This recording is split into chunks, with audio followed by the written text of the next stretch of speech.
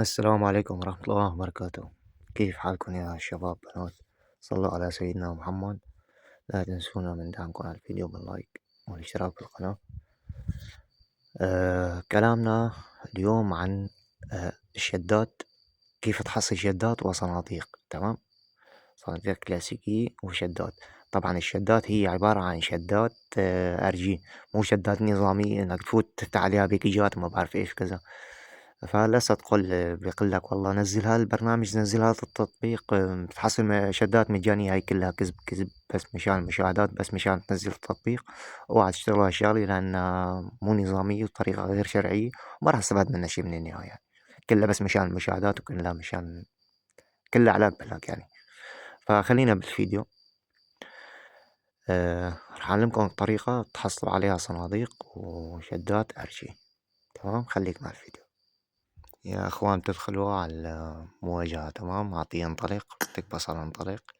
العب الان. طريقة حلوة كثير ومسلية والله، منه بتتسلى ومنه بتقضي جو حلو ومنه بتستفاد يعني. نبدأ اللعب يا اخوان. شفتوا عندكم وصلت على صندوق.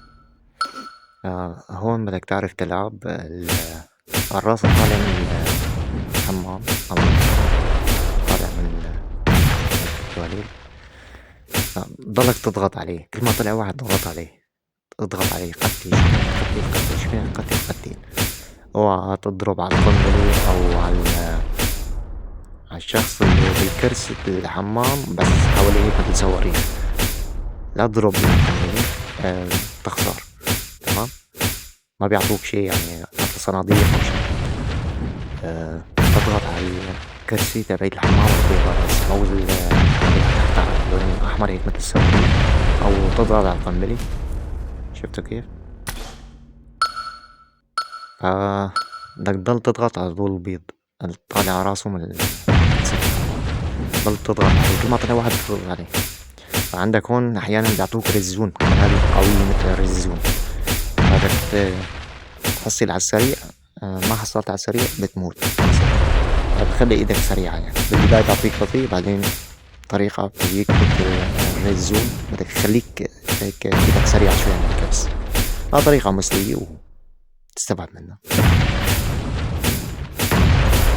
بس كبس على الأرض، كبس عليه اقتله، كبس عليه هاي الشفاطة هاي تبعت الحمام، كبس عليه بكون موت. اوعى تضرب على القنبلة أول شي.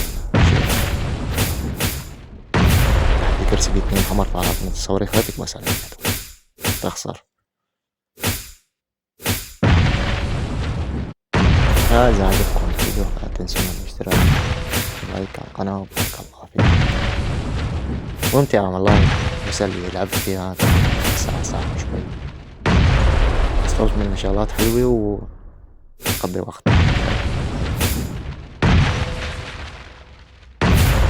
بارك الله فيكم. فيديو لا تنسونا من دعمكم على القناة.